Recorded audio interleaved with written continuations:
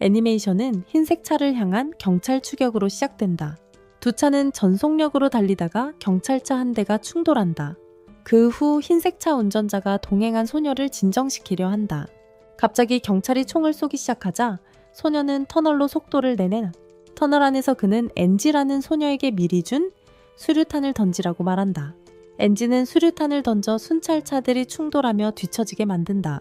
하지만 그들은 터널 끝에 기다리고 있던 BST 전차를 예상하지 못했다. 무슨 일이 있었는지 이해하려면 몇 분 전으로 돌아가 보자. 뉴스에서 어떤 약의 부작용으로 인해 질병이 돌연변이 된 이야기를 들었어요. 이 약은 불면증에 시달리는 사람들을 위해 만들어졌어요. 하지만 시간이 지나면서 이상한 변화들이 나타났어요. 오늘날에는 블러디 보어라고 알려져 있어요. 그때 한 소년이 탄산음료를 마시고 있었어요. 그의 이름은 마이리우이고 주인공이에요. 그는 와인카오와 함께 있어요.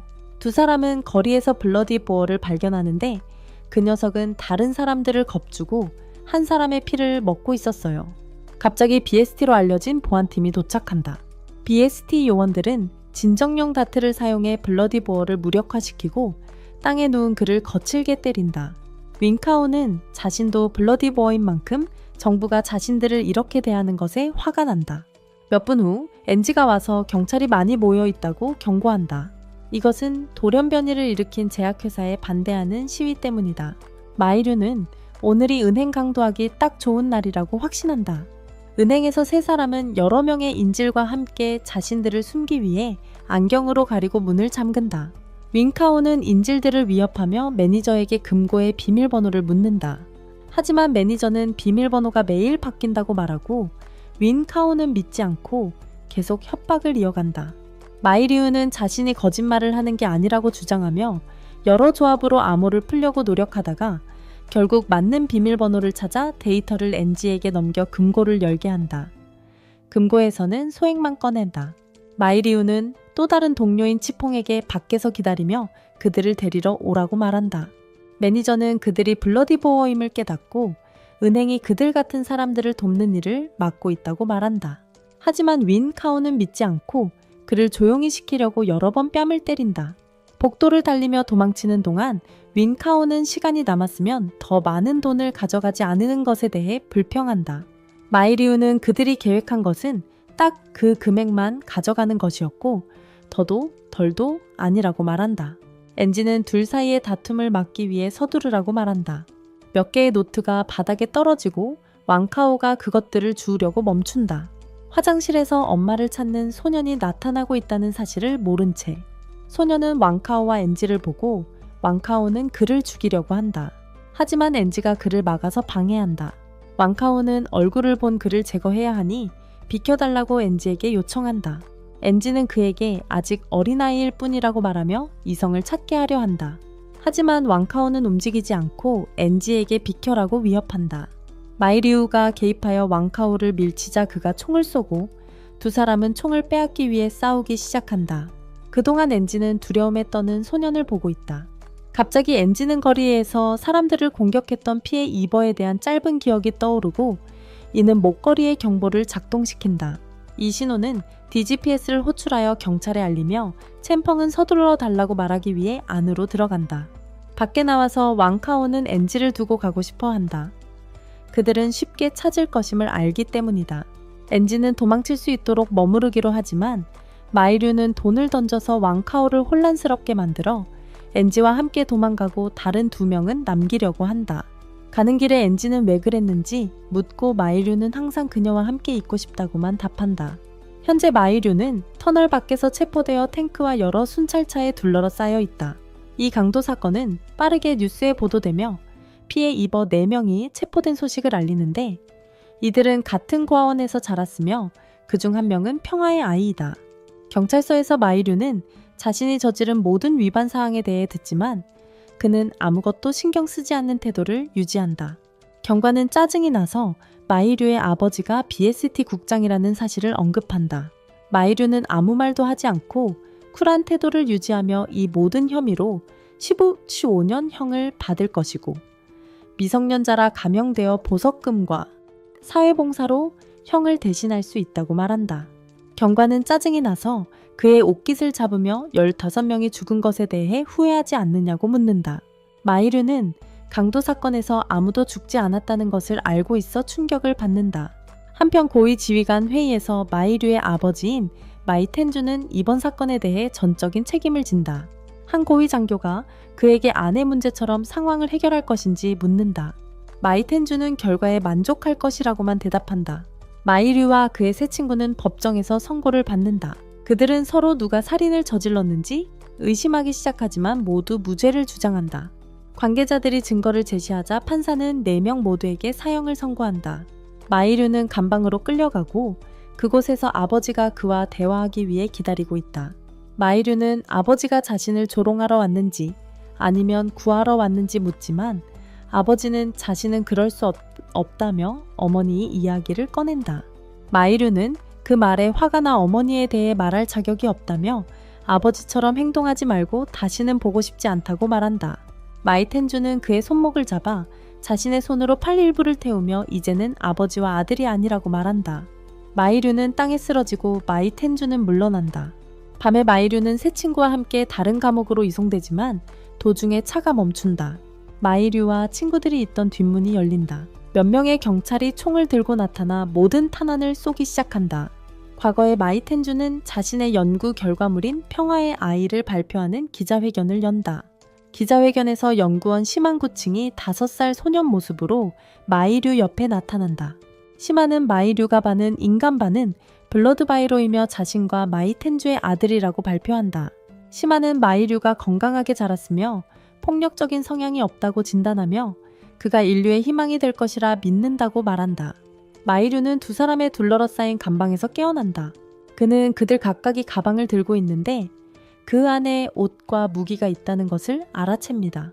누가 다른 2명인지 알아내기 위해 마이류는 그들 중 한 명의 가방을 확인하기로 결심하지만 놀랍게도 가방 주인이 일어나서 열쇠로 그를 베어버립니다. 그 소리에 함께 있던 다른 사람이 깨어나서 어디인지 묻습니다. 마이류는 풀려나고 이전에 동료들과 함께 있었던 일이 떠오릅니다. 그들이 그들을 죽이려고 했던 순간입니다. 하지만 경찰관 한 명이 그들을 구하기 위해 던진 다트로 그들을 잠들게 했습니다. 그 덕분에 그는 동료들이 살아있음을 확신합니다. 그는 현재로 돌아오고 그중 한 명이 그의 이름을 묻고 자신을 소개하며 자신이 저지른 범죄도 언급합니다. 이후 조이핀이라는 소녀가 자신을 소개하며 사기죄로 마지막으로 리진이 자신을 소개하는데 그는 전문 암살자입니다. 리진은 무기를 챙기며 자신을 준비하고 다른 이들에게도 그렇게 하라고 조언한다. 하지만 시간이 부족한 가운데 문이 열리고 그들이 나가자 그곳이 더 많은 죄수들과 함께 있는 큰 지하실임을 깨닫는다. 갑자기 NG인 듯한 목소리가 들려오고 그녀는 아나운서처럼 그들의 사형이 취소되었지만 대신 아오리라는 이곳에서 살아남아야 한다고 설명한다. 한 죄수가 그녀에게 다가가 말을 믿지 못해 제압하려 한다. 마이류가 개입하려 하지만 진짜 NG는 그의 뒤에 있다. 가짜 NG를 방어하러 나온 이는 챔펑으로 그도 그곳에 있었으며 죄수를 발로 차서 멀리 내몬다. 하지만 죄수는 곧 일어나 챔펑과 싸우려 한다. 마이류는 목걸이에 이상한 점을 발견하고 챔펑에게 아무 행동도 하지 말라고 부탁한다. 기퐁은 그의 말을 듣고 맞아주며 자신을 내줍니다. 기퐁과 싸우는 수감자의 동료가 마이류에게 간섭하지 말라고 위협하지만 위안카오가 나타나 다른 수감자를 위협하고 여러 질문을 하려는 마이류에게 짜증을 냅니다. 뜻밖에도 기퐁과 싸우던 수감자가 목걸이 폭발로 죽습니다. 가짜 NG가 그들에게 목걸이가 바뀌었다고 말하며 서로 죽이거나 벗으려 하지 않도록 막고 있습니다. 한편 마이류의 혐의를 읽던 경찰관은 마이류와 그의 세 친구의 사망 소식을 다른 경찰관에게서 듣고 BST가 사건의 법적 측면을 맡았다고 언급합니다. 사건을 종결하며 경찰관은 범인들이 흔적을 남기지 않는 것이 이상하다고 생각했습니다.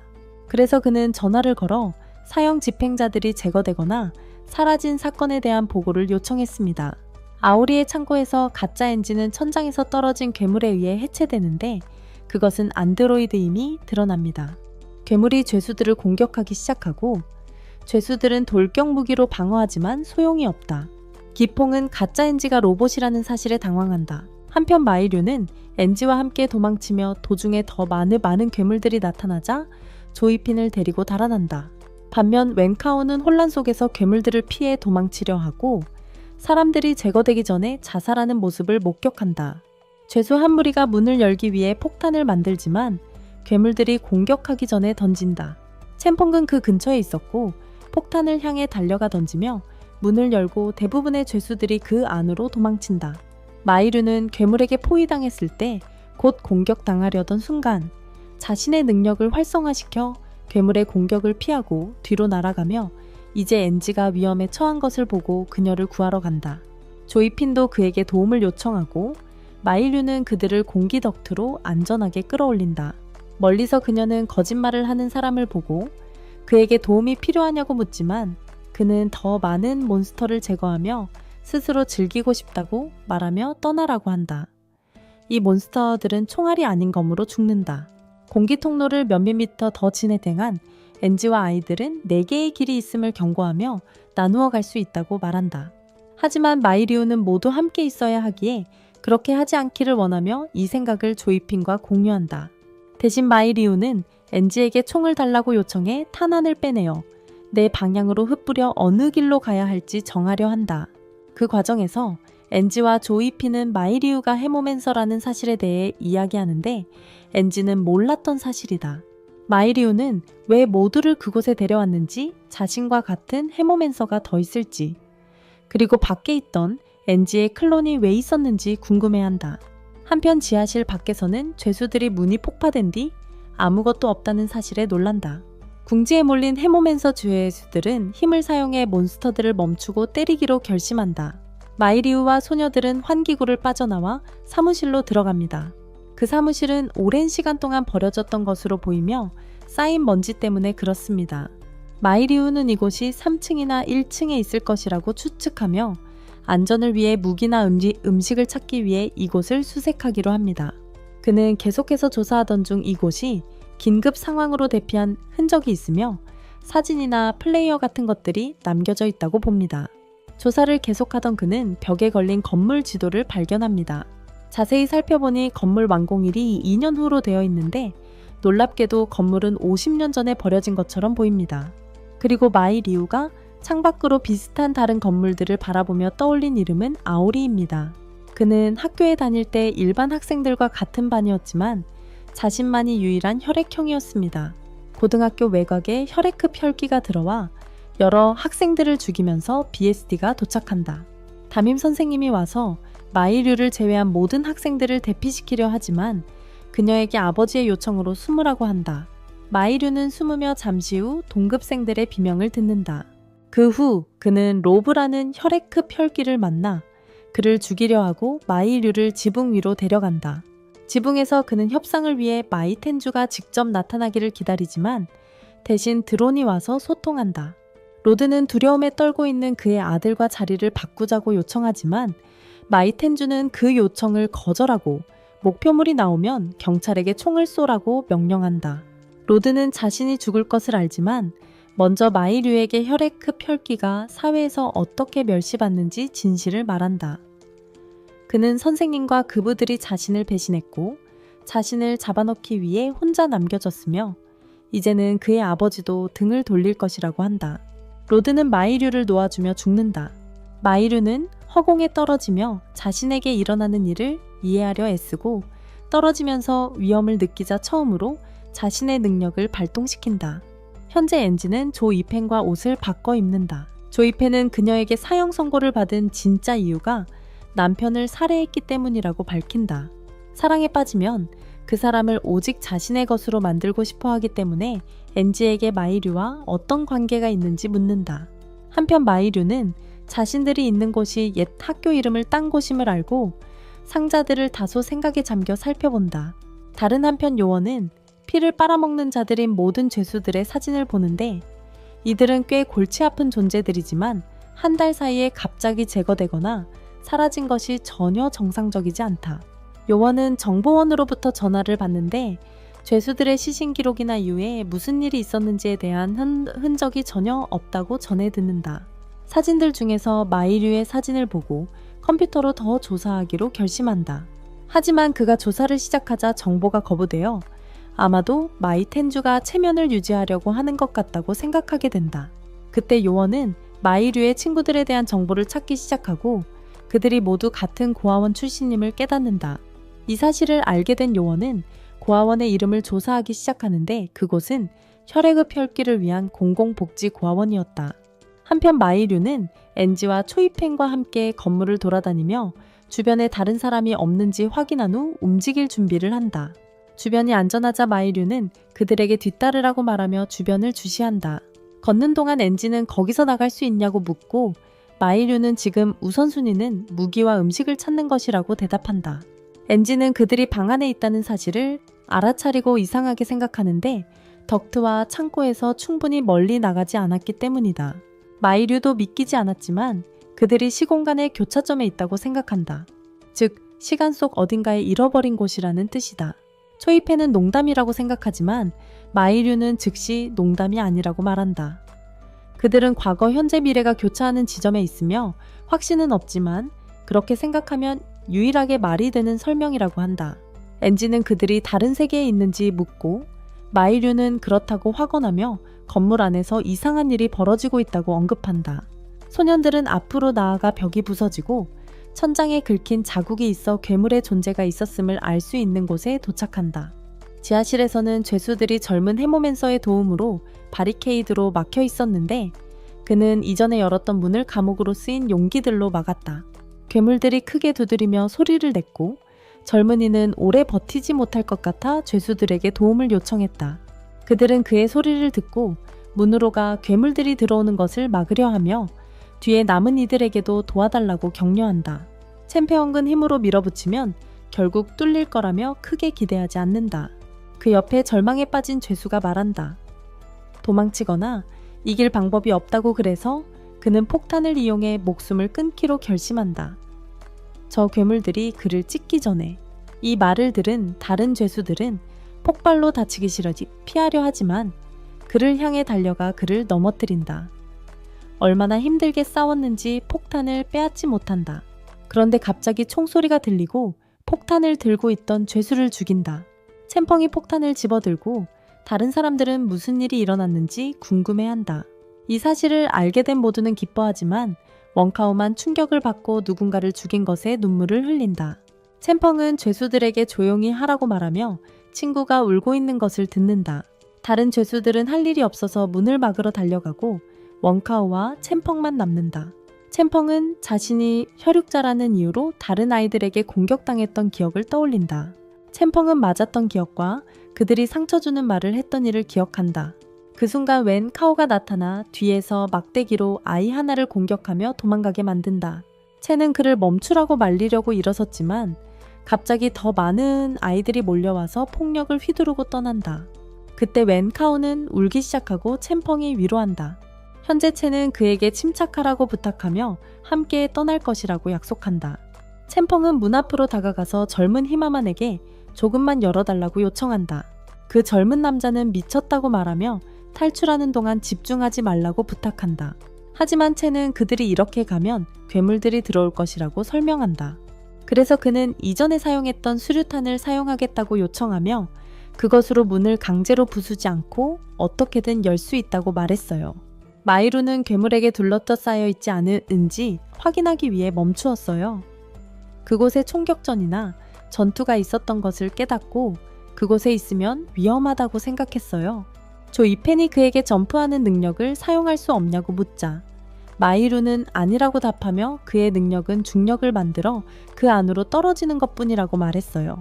또한 그 능력은 반경 10m 내에서만 작동하며 제한이 있다고 덧붙였어요. 갑자기 마이루는 뒤를 돌아보며 그들을 공격하려는 괴물이 있었음을 알아챘어요.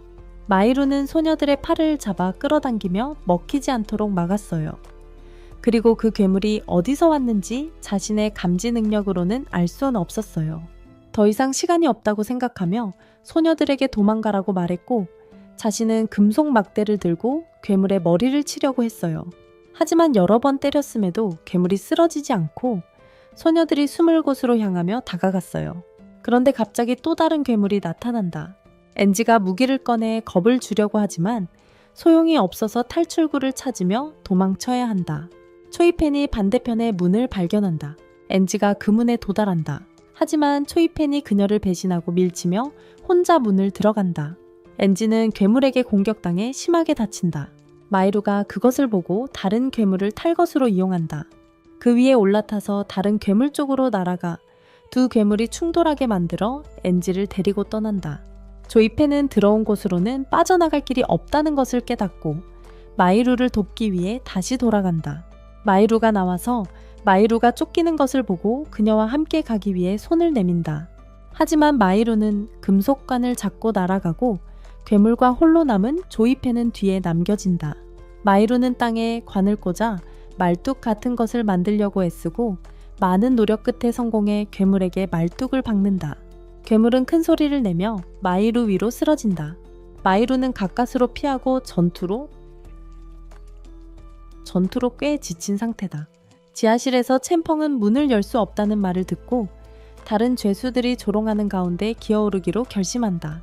젊은 히마몬테가 다른 이들에게 조용히 하라고 하지만 그들은 듣지 않고 계속 괴롭힌다. 챔봉은 그들을 별로 신경 쓰지 않고 계속 올라가지만 실수로 제대로 잡지 못해 하나의 컨테이너가 떨어지게 된다.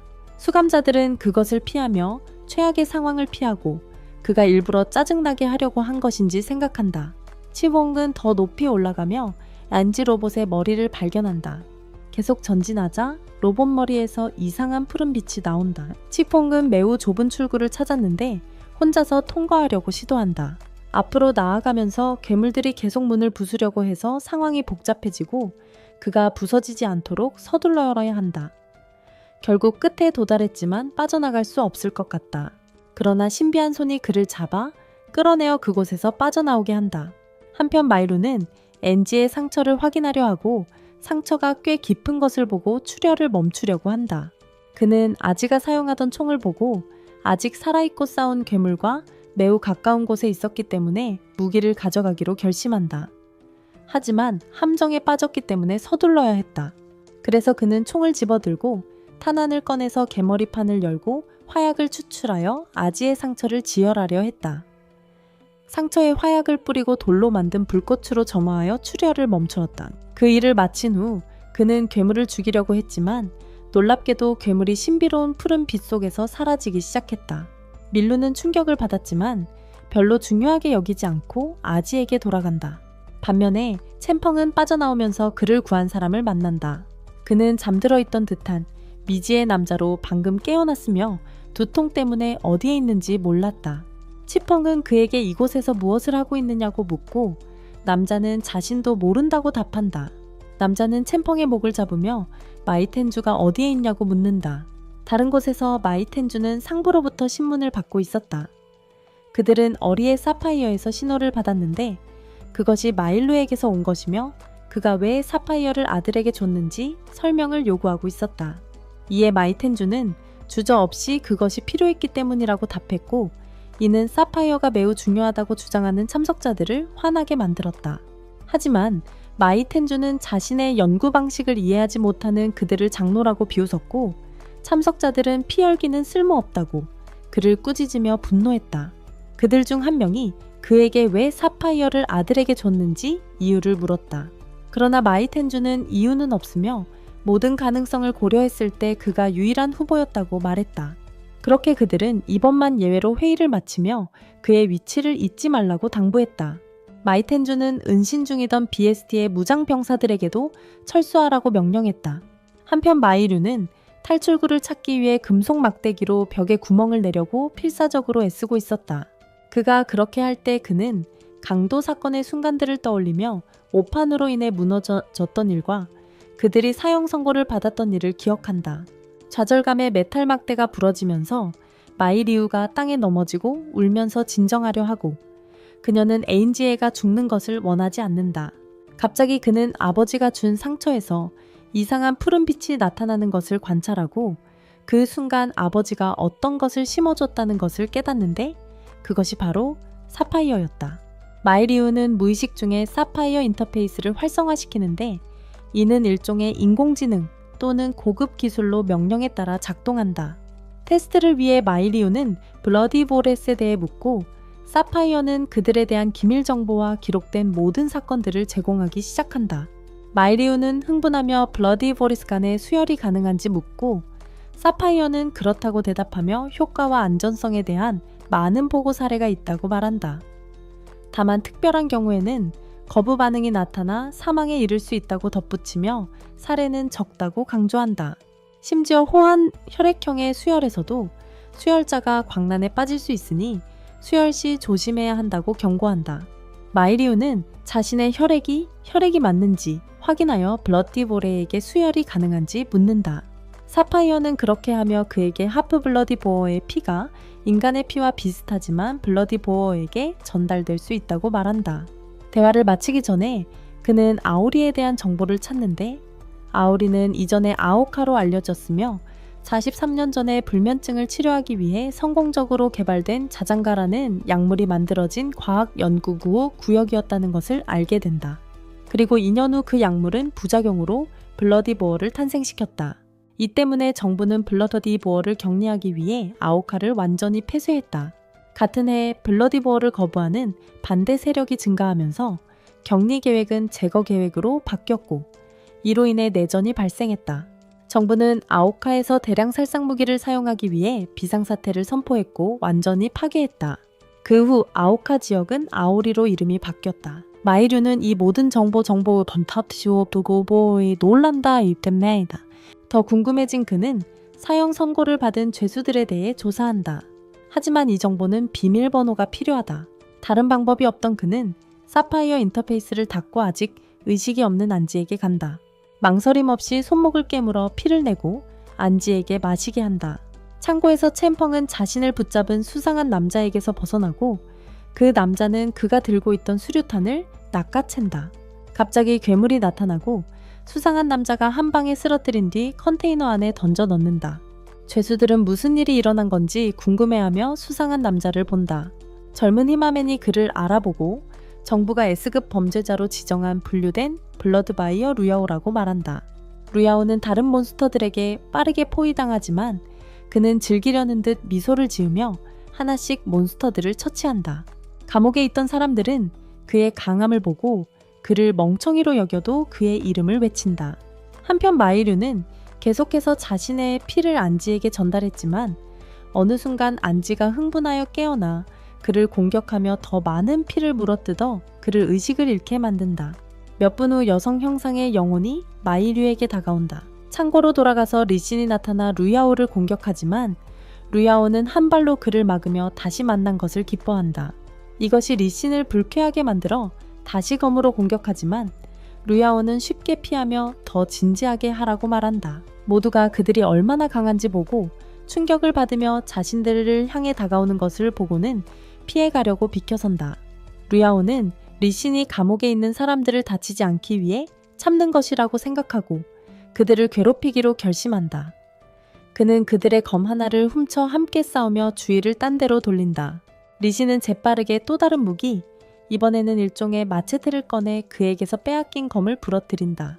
하지만 루야오는 그를 헤드록으로 조인 뒤 그의 피를 마시려 한다. 루야오는 그가 폭발 목걸이를 차고 있다는 것을 깨닫고 지금까지 죄수들에게 사랑받던 젊은 히메멘서는 루야오에게 잘 보이려 과시하기 시작하며 목걸이가 0이 되면 폭발한다고 설명한다. 이는 서로를 죽이지 못하게 하는 장치임을 밝힌다. 루야오는 그에게 관심을 가지며 목걸이에 대해 더 설명해 달라고 한다. 젊은 히메멘서는 이전에 싸웠던 죄수와 그의 목걸이가 0이 되어 폭발한 이야기를 들려준다. 루야오는 상황을 이해하고 단 한 번의 타격으로 젊은 히메멘서를 죽인다. 다른 죄수들은 신경 쓰지 않고 챔펑은 루야오의 카운터가 낮은 것이 아니라 오히려 증가했다는 것을 깨닫는다. 이는 목걸이의 숫자가 그가 제거한 사람 수를 의미하며 총 400명임을 암시한다. 마이루는 어머니와 재회하는 꿈을 꾸는데 어머니는 그에게 더 강해지고 두려워하지 말라며 계속 나아가라고 격려한다. 그 순간 마이루가 깨어나서 엔지가 아직 약하지만 깨어났다는 것을 알아챈다. 하지만 벽이 무너질 것 같아 엔지를 데리고 건물 밖으로 나간다.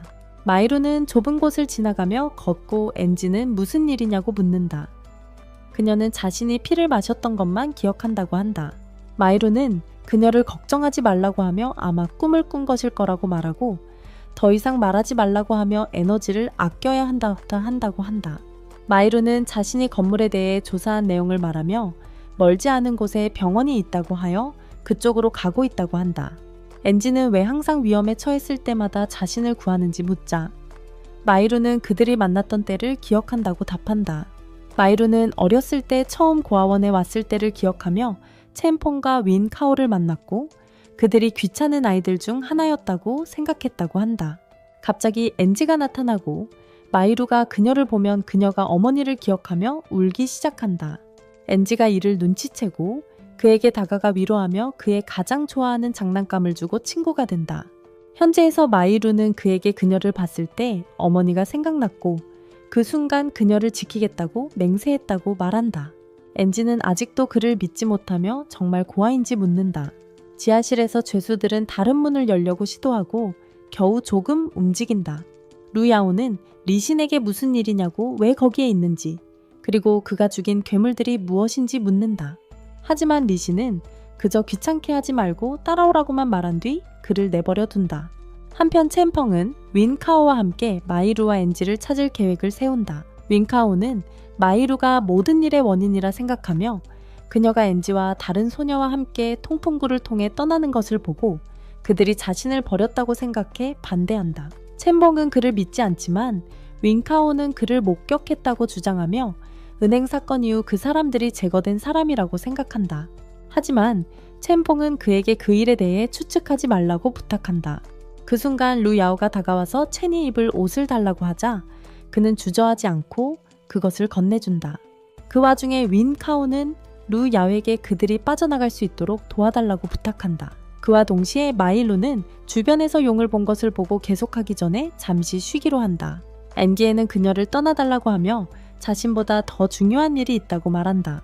그는 그 기회를 잡아 그녀와 그녀의 친구들의 중요성에 대해 묻고 왜 계속 고아원에 갔는지 물으며 그녀가 항상 벽을 세워 누구도 들여보내지 않으려 했던 마이루의 비밀을 알고 싶어 했다고 말한다. 마이루는 그녀가 기침하는 것을 듣고 질문을 피하며 그녀의 상처가 다시 열릴까봐 말을 멈추라고 부탁한다. 엔지 다시 그녀를 떠나게 하려고 강하게 주장하며 윈카오와 첸펑에게 돌아가라고 합니다. 그녀는 그들에게 자신이 가족이라고 믿으며 그들을 보호하길 원한다고 말합니다. 그들은 언젠가 함께 벽을 허물고 마이루의 비밀을 밝혀내겠다고 약속했기 때문입니다. 한편 첸은 윈카오에게 무슨 일이 일어나는 것을 막으며 루야오에게 하는 말이 사실이 아니라고 분명히 합니다. 하지만 윈카오는 그것을 부인하며 첸에게 관여하지 말라고 요청합니다. 루야오는 일종의 연설을 하며 그들이 사형 선고를 받은 죄수들이라고 상기시키고 오직 강한 자만이 살아남을 것이라고 말합니다. 그때 그는 죄수들이 한 손가락으로 움직이기 힘들었던 문을 열었습니다. 죄수들은 그의 말을 마치 지도자의 말인 것처럼 받아들이며 그의 이름을 외치고 그를 쫓아가기 위해 무엇이든 할 것이라고 다짐했습니다.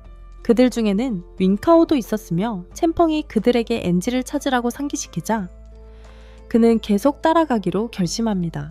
윈카오도 다시 거절하며 친구에게 자신이 엔지와 사랑에 빠졌는지 묻고 첸펑은 대답하지 않습니다.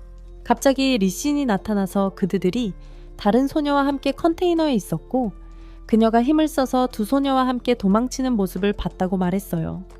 그 이후로 그는 그에 대해 아무것도 모르고 아마 죽었을지도 모른다고 생각했어요. 마이루는 엔지를 안고 그의 비밀을 털어놓고 있어요. 마이루는 그의 아버지가 BST의 회장이었다고 말했어요. 그의 어머니는 평범한 인간이었고 그는 평화의 아이라고 불리는 혼혈이었어요. 그리고 그에 관한 모든 정보는 한 사건 이후로 지워졌어요. 그 이후로 그의 어머니는 사라졌고 그의 아버지는 무관심한 척 행동했어요. 그들의 관계는 점점 악화됐고요. 그래서 그는 어머니의 행방에 대한 단서를 찾기 위해 노력했어요. 그러던 어느 날 기부 증서 하나를 발견했는데 그게 고아원으로 보내진 것이었어요.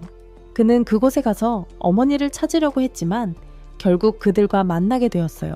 그가 숫자를 다 세고 나서야 엔지가 기절한 것을 깨달았다.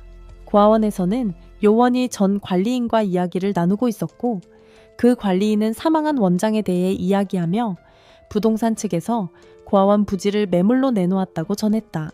요원은 마이루가 그를 묻는 사진을 보여주었지만 그녀는 그가 다른 아이들과 놀러 왔을 뿐 고아원의 일원이 아니었다고 말했다. 요원은 인형들로 가득 찬 상자에 대해 물었고 전 관리인은 아이들의 피를 받는 문제 때문에 정부의 지원을 받지 못해 기부받은 것들이라고 답했다.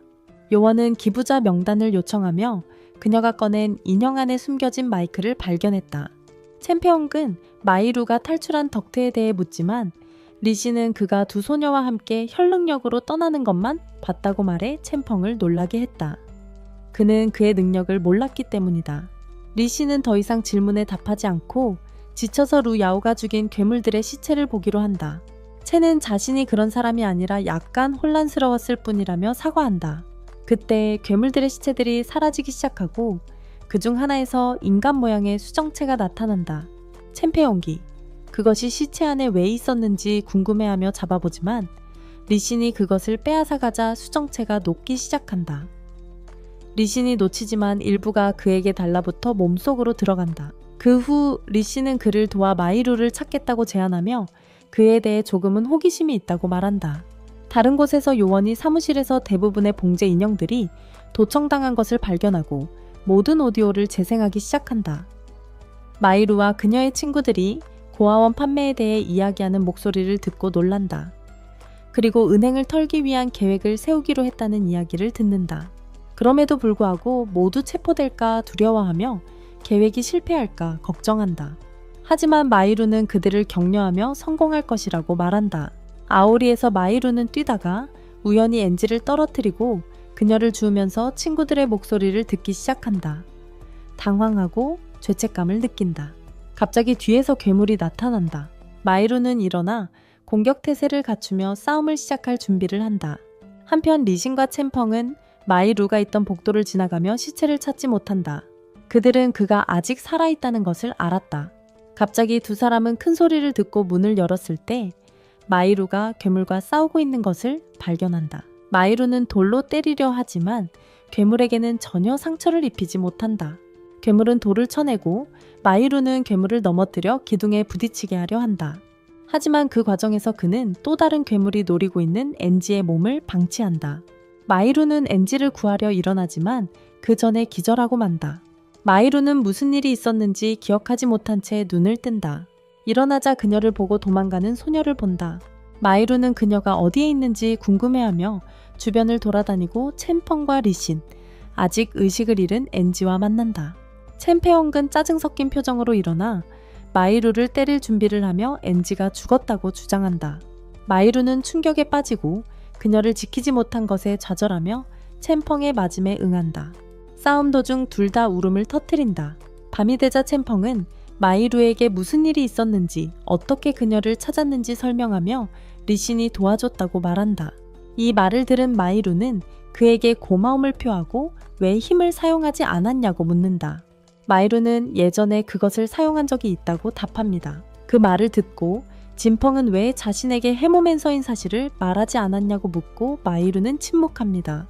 진은 윙카오를 쫓아가겠다고 말하고 리씨는 조이펜에 대해 묻습니다.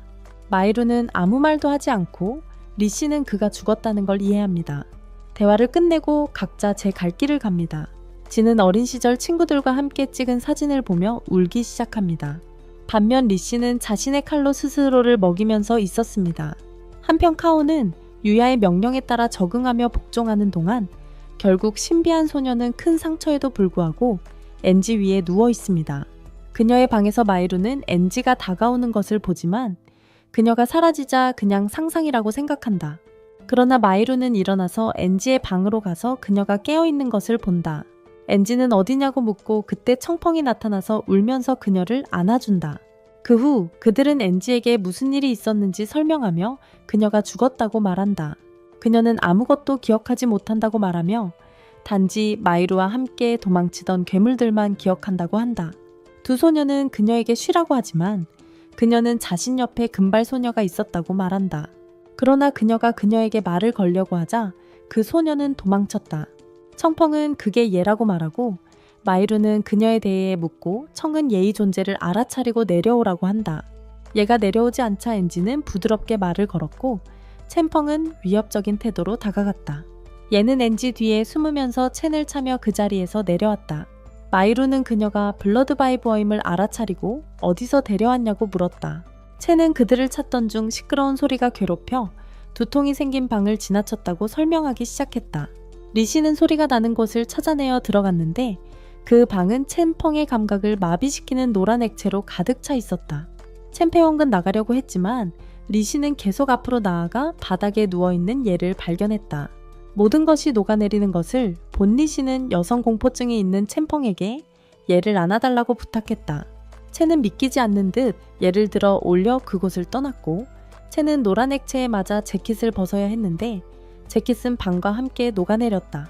이야기를 마치며 마이루는 그가 엔지와 얼마나 잘 지내는지 보고 엔지가 어떻게 부활했는지 궁금해한다. 그래서 마이루는 첸펑에게 그가 전에 죽인 괴물이 녹았던 방으로 데려가 달라고 부탁한다. 그때 리신이 류야오가 죽인 괴물들도 녹았다고 언급한다. 다음날 마이루는 첸펑과 함께 예의 방으로 떠나고 리씨는 엔지와 얘를 돌보기 위해 남는다. 가는 길에 첸펑은 왜 그 방에 가고 싶은지 설명해 달라고 묻고 마이루는 그들이 컨테이너에서 깨어났을 때를 기억하냐고 되묻는다. 첸페옹기 기억한다고 하자 마이루는 깨어났을 때 머리가 아플 정도로 큰 소리를 들었고 그것이 얘가 있던 방에서 들린 소리와 같다고 생각한다고 말한다. 그래서 그 방에 가서 그 장소에 대한 정보를 찾고 아오리에서 나갈 방법을 알 수 있을지도 모른다고 생각한다. 챔페언근 신이 나지만 마이루는 그것이 단지 추측일 뿐이라고 상기시킨다. 나중에 엔지는 마이루에게 연락해 모든 게 괜찮은지 확인하고 마이루는 지금까지 아무 일도 없었다고 답한다. 채는 그곳에서 무정이가 작동하는 것에 놀라고 마이루는 그것이 무정이를 찾은 리신 덕분이라고 말한다. 한편 리신은 두 소녀와 어떻게 교류해야 할지 몰라서 자리를 떠나기로 결심한다. 하지만 떠나기 전에 엔지에게 그곳에 대해 기억나는 것이나 아는 것이 있는지 물었고 엔지는 없다고 부인했다. 그 모습을 보고 리신은 로봇이 왜 그녀를 닮았는지 알고 있냐고 다시 물었다. 그때 엔지는 리신이 다가오는 것을 보고 야야를 붙잡았지만 리신은 아무 말도 하지 않고 야야의 목걸이가 5개로 줄어든 것을 보았다. 한편 마이루와 첸펑은 계속 전진하다가 어느 순간 루야오의 추종자인 두 죄수를 발견한다. 둘 다 숨었지만 엔지가 그들에게 소리치며 야야의 상태를 언급해 들키고 말았다. 마이루는 그녀에게 돌아갈 수 없다고 말하며 조심하라고 부탁해 그녀에게 계획이 있기 때문에 그 후 총성이 들리고 마이루는 엔지와의 연락을 끊어. 둘 다 발각되어 저항하지 않고 두 죄수에게 항복하며 그들에게 루야오에게 데려가 달라고 부탁해. 반면에 리씨는 엔지를 진정시키며 아마 루야오의 추종자를 찾았을 테니 마이루는 괜찮을 거라고 말해. 엔지는 이 루야오가 누구인지 묻고 리씨는 그가 마이루 아버지에게 잡혀 이곳에 보내진 S급 범죄자라고 답해. 리씨는 루야오가 복수하기 위해 무장단체를 만들려고 하는 것 같다고 말해. 한편 마이루는 루야오의 집으로 끌려가며 가는 길에 첸에게 야야와 관련된 상황을 설명해. 마이루는 야야의 방역을 높이기 위해서는 몬스터를 데려와야 하며 그래야 야야가 잡을 수 있다고 말해. 가는 도중 벌레 같은 괴물이 한 죄수를 가두고 모두 도망치기 시작하지만 두 번째 죄수도 잡히고 첸퐁도 잡히지만 마이루가 구해준다. 반면에 윈카오는 죄수들을 이끌고 거대한 구덩이를 무너뜨리려고 하지만 실패하고 그것은 자유롭게 달려가 윈카오에게 다가간다. 마이루는 첸퐁과 함께 루야오를 찾아 무기를 요청하지만 그 순간 총소리를 듣고 윈카오가 거대한 구덩이를 죽이려고 하는 것을 본다. 그러나 그들의 노력은 실패했고 윈카오는 구덩이에 깔릴 위기에 처한다. 그때 마이루가 날아와 그를 구한다. 마이루는 그를 보고 기뻐하지만 윈카오는 그다지 행복하지 않다. 마이루가 날아오르고 한 발차기로 그를 기절시키지만 모두가 괴물이 아이로 변하는 것을 보고 놀란다. 죄수들은 아이를 묻고 첸퐁은 윈카오를 다시 돌아오게 하려고 하지만 그는 거절한다. 마이루는 죄수들에게 소년의 변신에 대해 묻지만 그들도 모른다. 그때 왕카오가 도착해서 그들이 무엇을 원하는지 묻는다. 마이루는 그가 상사를 만나러 왔다고 말하지만 지금은 소년에게 무슨 일이 있었는지 관심이 있다. 갑자기 죄수 한 명이 이상한 바위를 들고 오는데 그 바위가 녹는다. 그 후 첸은 리신과 함께 찾았던 수홍이 리엄 전마선도 수정이 시엄마이 도어 봄이 스쳐몬드의 지션멈 떠오른 덤니 시음무 좋은데암 돼야 했다. 하지만 왕카오는 죄수들을 조용히 하라고 명령하며 수색 후 유이에게 데려가게 한다. 반면 안지는 아직도 마이루를 걱정하고 있었다. 그러나 리씨는 만약 그들이 다른 죄수들을 만났다면 이미 유야와 함께 있을 것이라고 말한다. 또한 서로 공격할 수 없다는 것, 그렇지 않으면 목걸이가 0이 되어 폭발한다는 것, 그리고 그는 그 규칙을 잊지 않을 것이라고 생각하지 않는다. 그 후 리씨는 몸이 아프기 시작하며 멀어지고 몸에서 칼날이 자라기 시작하면서 심한 통증을 느끼기 시작한다.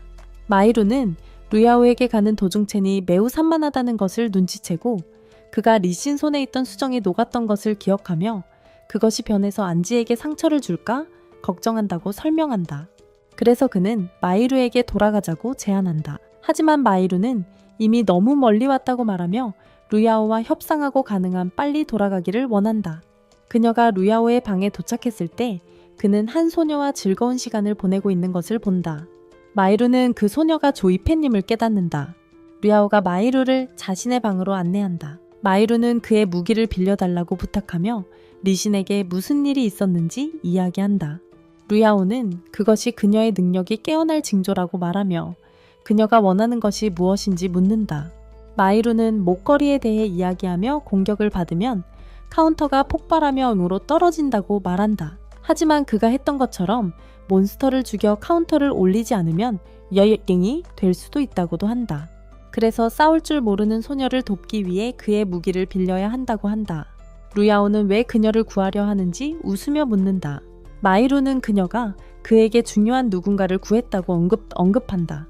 또한 그녀가 아오리에서 벌어지는 일을 해결할 단서일지도 모른다고 생각하기 때문이다. 루야오는 그것에 관심이 있어서 자신이 보관 중인 무기 창고를 그녀에게 보여준다. 마이루는 놀라지만 루야오는 그것이 별거 아니라고 말하며 그 무기들을 마이에게 사용할 계획이라고 한다. 텐자이는 다시 한번 마이루에게 그의 이름이 무엇인지 묻는다.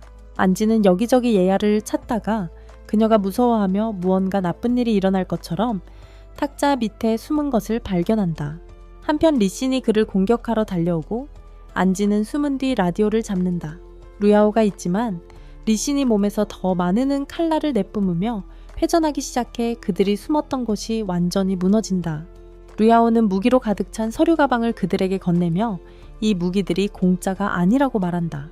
루야오는 마이루에게 그가 해모맨서인지 그리고 그의 능력이 무엇인지 묻고 마이루는 아직 능력을 잘 다루지 못한다고 대답하지만 그 능력이 무엇인지는 말하지 않는다. 루야오는 그렇게 확신하지 못하고 그래서 리신에 대해 말해준 것에 대한 감사로 무언가를 보여주고 싶어하며 마이루를 건물 뒤편으로 데려간다. 거기에는 일종의 블랙홀이 있었다. 루야오는 그것이 탈출할 수 없는 장벽이라고 말하며 조심하라고 경고한다. 장벽이 그를 빨아들일 수 있기 때문이다.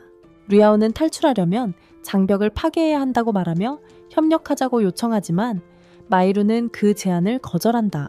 루야오는 실망하며 뜻밖에도 마이루를 장벽 쪽으로 밀치고 그로 인해 마이루가 자신의 능력을 드러낸다. 루야오는 충격을 받고 그가 자신의 동료가 아니었던 것을 후회한다. 마이루는 도망치려 하지만 루야오는 공격하며 그를 허락하지 않는다. 모든 상황에도 불구하고 마이루는 무기 가방과 첸을 붙잡고 첸은 연막탄을 던져 들키지 않고 빠져나간다. 카오가 수류탄 소리를 듣고 마이루의 소행임을 알지만 무슨 일이 일어나는지 보러 가기 전에 마이루의 무정이가 켜지고 그는 엔지의 도움 요청 목소리를 듣는다. 루야오에게서 도망친 후 마이루는 안전한 곳에 도착했고 첸펑이 폭발물 상태를 확인하고 있다. 첸은 그에게 유올라오와 어떤 거래를 했는지 묻지만 마이루는 아니라고 말하며 그들을 돕고 싶었다고 한다. 하지만 마이루는 그의 도움을 거절했는데 그 이유는 그가 아니라 조 이펜 때문이었다. 조 이펜은 마음 읽기 능력을 갖고 있어 얘를 위험에 빠뜨릴 수 있기 때문이다. 그래서 그는 가능한 한 빨리 떠나기로 했다. 게다가 마이루는 그녀가 얘를 버린 것에 대해 원한을 품고 있다고 생각한다. 첸에게 더 이상 설명하지 않고 그녀는 엔지를 구하기 위해 서둘러 그곳으로 간다. 앞으로 나아가면서 마이루는 루야오가 그녀에게 아버지를 죽인 것에 대해 말했던 것을 떠올리며 둘 사이의 관계가 어떤지 궁금해한다. 한편 요원은 차 안에 있는데 그의 정보원은 그에게 자신이 그에게 준 기부자 명단을 조사 끝냈다고 말한다. 그 명단에서 여러 가짜 신분증을 얻었지만 기록을 통해 그들의 정체를 파악했다고 한다. 그중 한 명은 바로 마이루의 어머니인 쉬민 구칭이었다.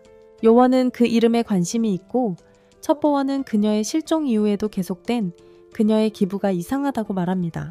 이 모든 정보를 알고도 요원은 왜 그들이 많은 사람들을 죽였는지 이해하지 못하고 무언가 맞지 않는다고 느끼며 담배를 피우기로 합니다. 하지만 담배가 없다는 것을 알고 밖에 나가서 사러 갑니다. 그 순간 건물에서 컨테이너가 떨어져 차를 짓누릅니다. 요원은 저격수가 자신을 조준하고 있다는 것을 깨닫고 총알을 피하며 달려서 골목에 숨습니다. 그곳에서 BST 사람들이 자신을 제거하려 한다는 것을 알게 됩니다. 그때 그는 총을 꺼내 준비를 하고 2명의 다른 요원이 나타나 그를 가볍게 다치게 만듭니다. 하지만 요원은 더 경험이 많아 그들을 죽입니다. 밤에 엔지와 이가 리신에게서 숨고 있었는데 리신은 아직 통제불능 상태였습니다. 엔지는 입을 막아 예의를 진정시키려 하지만 예의는 무슨 일인지 몰라 소리를 지르고 결국 리신의 주의를 끈다. 리신이 그들을 찾지만 먼저 뒤에 있던 몇 마리의 괴물을 제거한다. 그 덕분에 그들은 다시 도망칠 시간을 벌게 된다. 엔지는 무전을 이용해 마이류와 연락한다. 하지만 무전을 가진 사람은 원카오이고 그는 무기와 폭발물을 실은 죄수들과 함께 괴물을 사냥하러 간다. 루야오의 허락을 받아 엔지는 예이와 함께 계속 달리지만 탁 트인 곳에서 리신이 그들을 찾아 멈춘다. 엔지는 리신을 되돌리려 하지만 그는 반응하지 않고 그녀를 공격하려 한다. 바로 그때 마이류가 나타나 그를 날아가게 하며 건물에 부딪히게 한다. 마이류는 리신을 돌아오게 하려 하지만 그녀의 말도 통하지 않는다. 엔지는 첸에게 그들이 어떻게 그들을 찾았는지 묻고 그는 리신이 전해 죽인 괴물들의 비명소리 때문이라고 대답한다. 그는 또한 리신이 혈마법이 깨어나 통제 불능 상태라고 설명하며 그런 일이 일어나면 그들이 통제력을 잃는다고 말한다. 마이류는 다른 사람들에게 도망가라고 하고 자신의 힘을 사용해 리신을 유인하며 날아가며 피한다. 마이류는 그를 기절시키려 하지만 실패하고 계속 그의 공격을 피한다. 하지만 마이류는 궁지에 몰리고 계획을 세워 일부러 막고 벌레 괴물이 있던 건물 바로 앞에 쓰러져 미끼 역할을 한다. 마이류는 괴물을 유인하기 위해 소리치고 괴물이 나오자 피하며 괴물이 리신을 공격해 건물 안으로 끌고 들어가게 만든다. 리신은 도망치려 하지만 실패하고 결국 끌려가고 만다. 마이류는 그에게 사과하고 나중에 구해주겠다고 약속한다. 한편 마이류는 리신이 아무 소식이 없어 걱정하지만 그가 벌레 괴물을 끌고 건물에서 나오는 것을 보고 놀란다. 그는 몸에서 여러 개의 칼을 뽑아 벌레 괴물에 찔러 즉시 죽인다. 그가 모르는 사이에 더 큰 괴물이 건물에서 나오고 마이류는 그것이 야야를 위해 가둔 괴물이라 걱정하며 리신을 막으려 달려간다. 야야가 멈춰서 울기 시작하고 챔펑은 야야가 그들을 감지할 수 있다는 것을 깨닫는다. 야야는 더 이상 나아가고 싶어 하지 않아 챔펑은 시간을 낭비하지 않고 그녀를 마이류가 있는 곳으로 데려간다. 엔지가 이미 도착해 리신이 괴물과 싸우려는 것을 지켜보지만 마이류가 자신의 힘을 사용해 날아올라 리신이 괴물을 치지 못하게 막는다. 하지만 괴물이 혀로 마이류의 발을 잡아 그를 땅에 넘어뜨린다. 리신은 목표를 바꾸고 마이류에게로 향하며 칼을 찌르려고 한다. 하지만 몬스터가 가로막으며 공격을 피한다. 마이류는 기회를 잡아 구르며 칼을 잡고 리신은 다시 공격을 시작한다. 하지만 이번에는 마이류가 가진 칼에 찔리고 만다. 마이류는 놀라는데 리신의 몸은 어떤 갑옷으로 덮여 있어 칼이 부수지 못한다. 그래서 마이류는 물러서고 리신은 방심하는 순간 몬스터에게 잡히고 만다. 리신은 회전하며 소용돌이처럼 돌기 시작하고 몬스터의 혀와 피부 일부를 자른다. 마이류는 정신이 나갔다고 말하며 리신을 멈추지 않으면 야야가 죽을 것이라고 한다. 마이리우는 괴물을 이용해 토네이도 속으로 던진다. 비록 첸이 결국 괴물을 베어내지만 마이리우는 그가 남긴 공간을 이용해 들어가 리신을 무릎 꿇게 만든다. 상처 입은 괴물은 다시 건물 안에 숨는 곳으로 돌아간다. 리신이 일어나 검으로 연속 공격을 퍼붓지만 마이리우는 모두 피한다. 엔지는 마이리우가 피곤해지고 있음을 눈치채고 리신의 관심을 끌기로 결심한다. 리신은 그녀를 향해 곧장 달려가 검을 찌르려 한다. 하지만 엔지아이는 마지막 순간에 첸폰이 밀쳐내며 구해주고 공격을 받는다. 첸폰은 야야와 함께 도망가라고 부탁하지만 리씨는 검을 내려놓고 마지막 일격을 가하려다 다시 검을 잡는다. 마이리우는 힘을 사용해 리신을 멈추고 날아가며 다른 이들에게 혼자서 떠나라고 말하고 리신을 건물에 박아 넣는다. 첸봉은 엔지에게 서둘러야 한다고 말하며 떠나야 한다고 하는데 엔지에는 그를 떠나고 싶지 않아 한다. 첸봉은 그가 떠나기 위해 이 일을 하는 것이라고 상기시키며 엔지에가 원하지 않는 것을 보고 말한다. 첸은 그를 불러서 마이리우의 죽음이 헛되지 않도록 하라고 묻는다. 엔지에는 야야가 수류탄을 꺼내는 것을 보고 그것을 이용해 리이신을 죽이려고 생각하지만 첸봉은 그 어리석은 생각을 꾸짖으며 폭발이 마이리우에게도 닿을 수 있다고 한다. 안기에는 여전히 마이리우를 돕겠다는 결의를 굽히지 않는다. 그동안 마이리우는 피곤해 보이지 않는 리신과 계속 싸우고 있는데 마이리우는 피곤해서 도망가고 쉬기 위해 달아난다. 그때 엔지에는 손에 수류탄을 들고 돌아와서 자신이 구하겠다고 말한다. 마이리우는 그가 가리킨 곳에 수류탄을 던지라고 부탁하고 엔지에는 수류탄을 던진다.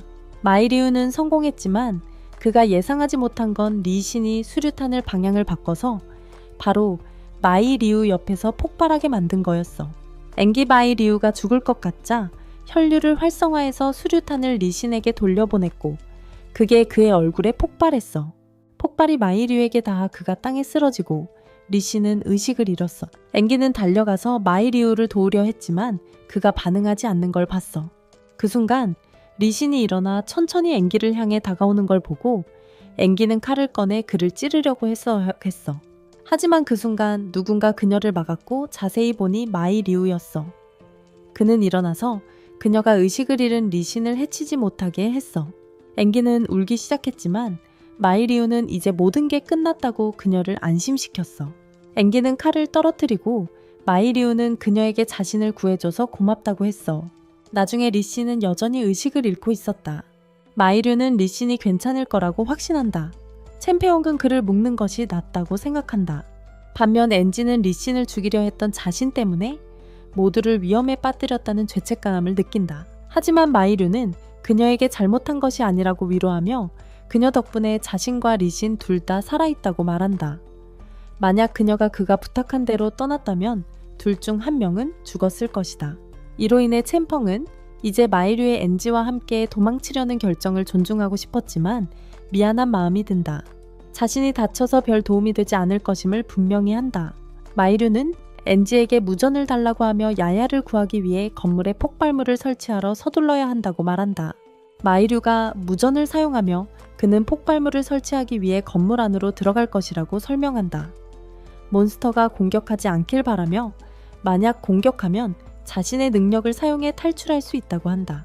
챔페옹은 그렇게 큰 건물을 무너뜨릴 수 있을지 의심하지만 마이류는 항상 그렇듯 계획이 있다며 무조건 12시에 폭발물을 폭파하라고 요청한다. 이후 마이류는 건물 안으로 들어가 기둥마다 폭발물을 하나씩 설치하며 모든 폭발물이 동시에 터지도록 회로를 만든다. 마이류는 그때 자신이 무사히 탈출할 수 있을지 궁금해한다. 그때 그는 지붕에 구멍을 발견하고 조사하기로 결심한다. 올라가 보니 오래된 장소가 나오고 책들로 가득 찬 것을 보고 도서관임을 깨닫는다. 하지만 도서관에는 몬스터가 들어왔던 흔적이 없었고 올라가던 중 한 사람의 시체를 발견한다. 한편 엔지 챔펑 그리고 얘는 밖에서 그를 기다리고 있었다. 조용한 분위기에 불안함을 느끼고 30분이 이미 지났다는 것을 보고 걱정하기 시작했다. 엔지도 아직 일어나지 않은 리신을 생각하며 돌이 저절로 움직이는 것을 보고 잠시 후에 저절로 움직인 수류탄과 같은 감각을 느낀다. 그 감각 때문에 그는 팔을 뻗어 돌을 향하고 자신의 힘으로 움직일 수 있다는 것을 깨닫는다. 건물 안에서 마이류는 썩어가는 사람에게 무슨 일이 있었는지 궁금해하며 자세히 살펴보니 목걸이를 착용하지 않은 것을 보고 그 사람이 혈액을 흘리는 사람과 아니란 것을 알게 된다.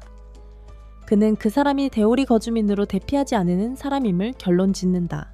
마이류는 책들 사이에서 회중시계를 발견하고 그것을 보고 놀라워하며 어릴 적 혈액 검사를 받던 기억이 떠오른다.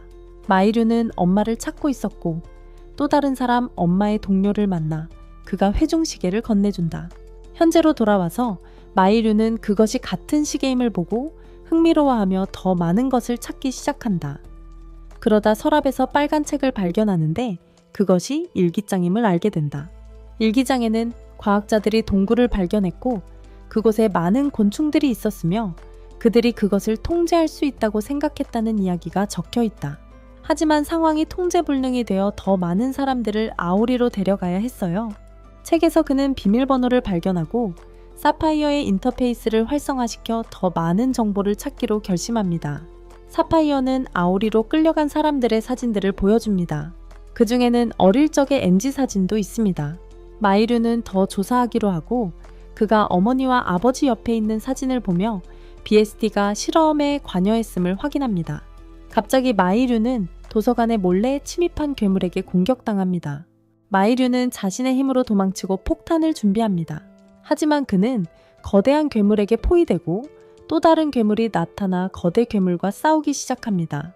건물 밖에서 엔지와 다른 사람들은 괴물의 포효를 듣고 엔지는 마이리우를 도우러 들어가기로 결심한다. 엔지는 괴물들보다 먼저 도착해서 마이리우가 위험에 처한 것을 본다. 마이리우는 떠나라고 부탁하지만 엔지는 도망치는 것에 지쳐 그림자를 조종하는 힘을 써서 마이리우를 놀라게 한다. 밖에서는 챔펑이 조급하게 기다리고 있는데 갑자기 벤이 나타나 3명의 죄수들이 나오는데 이들은 루 야오에서 온 것이다. 죄수들은 챔펑이 창고에서 활약했던 것과 루 야오의 기지에서 탈출한 것을 알고 그를 저항하지 말라고 부탁하며 잡을 것이고 다치게 하고 싶지 않다고 말한다. 갑자기 왕카오가 나타나서 그에게 여기서 뭐 하고 있냐고 묻는다. 그동안 엔지는 괴물들을 막으려고 애쓰고 있고 마이리우는 남은 폭탄을 설치하는 것을 마친다. 엔지는 또 다른 괴물에게 공격당하지만 마이리우는 그녀를 구해서 빠져나가고 괴물들은 그들을 따라온다. 마이리우와 엔지가 다른 사람들과 만나서 빠져나간다. 시간을 낭비하지 않고 엔지는 다시 돌아서 자신의 힘을 사용해 괴물이 건물을 떠나는 것을 막으려고 하고 그림자로 막는다. 빨리 챔폰이 폭탄을 요요에게 건네주어 작동하게 한다. 작동되자마자 폭발이 시작되고 마이리우는 엔지를 끌어내어 폭발 범위 밖으로 데려간다. 건물이 폭발하며 완전히 무너지고 요요의 목걸이 숫자가 올라간다. 윙카오가 총을 들고 폭발 후 의식을 잃은 마이리우 쪽으로 다가가고 엔지는 그를 일으키려 한다. 윙카오는 앞으로 나아가며 강도 사건 당일을 기억하는데 바로 그 순간 엔지가 목걸이를 작동시키고 있었고 엔지가 은행 사람들을 살해한 범인임을 깨닫는다. 윙카오는 그를 살인 혐의로 고소하는데 엔지는 자신이 무슨 말을 하는지 모른다. 하지만 폭발로 인해 여러 포털이 열리고 괴물들이 나오기 시작한다. 윙카오는 엔지를 데리고 떠나고 마이리우는 남겨두며 챔펑은 야에와 함께 도망친다. 괴물들은 주변에 남아있던 죄수들을 처치하고 또 다른 무리의 괴물들이 마이리우의 시신을 쫓아간다. 갑자기 린신이 도착해 괴물들을 처치하던 중 마이리우를 끌고 간다. 엔지는 돌아와서 도우며 잡아먹히려던 챔펑을 구한다. 반면 린신은 계속 싸울 수 없고 그들 중 한 명이 마이리우를 잡아먹으려 하자 린신은 팔을 희생해 막는다. 갑자기 루 야오가 포로들 군대를 이끌고 나타나 괴물들을 일부 제거하는데 도움을 준다. 루 야오는 마이리우가 죽었고 린신이 부상당했음을 깨닫고 그를 죽이기로 결심한다. 하지만 엔지가 자신의 힘을 사용해 그를 막는다. 폭발 소리 때문에 이전장에서 등장했던 용이 다시 나타나지만 엔지의 그림자에서 어렵지 않게 벗어난 루 야오가 정확한 일격으로 용을 쓰러뜨린다. 그를 물리친 후 수수께끼의 인물이 나타나고 얘는 아무도 마이류를 지켜보지 않는 틈을 타 그를 되살린다. 수수께끼의 인물은 마이류가 어렸을 때 주머니 시계를 건넸던 여성의 모습으로 변하며 이야기는 미완으로 남기고 애니메이션은 끝난다.